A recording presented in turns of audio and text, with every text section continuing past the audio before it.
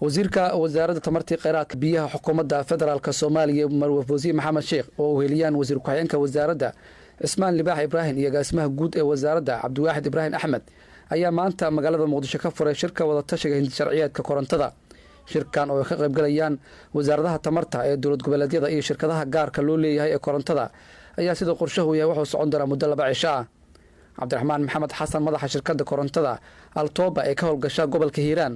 oo ku hadlayay magaca shirkadaha ayaa soo dhaweeyay shirkan wada tashiga waxaana wasaaraddu ugu mahadceliyay juhdiga ay soo geliyeen. anigoo ku hadlayo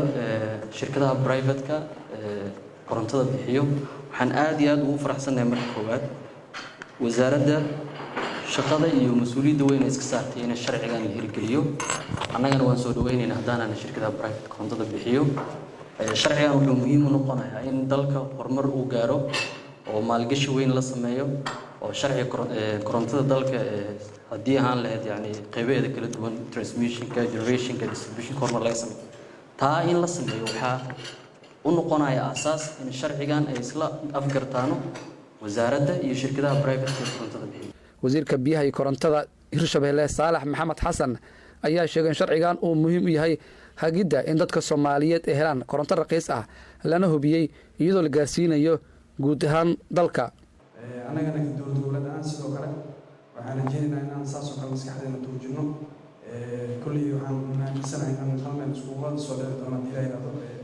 aan hal meel ku wada shubi doono wixii waddanka dan u ah ama horumar u ah marka markale waxaan mahadcelinayaa wasaaradda oo ugu horeeya wasiirka tamarta iyo kheyraadka biyaha xukuumadda federaalka Soomaaliya Marwo Fawzi Maxamed Sheekh oo shirka furtay ayaa ka hadashay muhiimadda dalku u leeyahay sharciyeedkan iyo baahida ay u qabaan ummadda Soomaaliyeed. sharcigan waa sharci muhiim ah wadankana sharcigan aad iyo aad ugu baahan yahay sidaa darteed ayaa nagu kaliftay annagoo lockdown ku jirno inaan maanta sharcigan aan u fariisano waa markii labaad waxaan rajaynaynaa inay maanta ilaa bari inuu naga soo gunaanado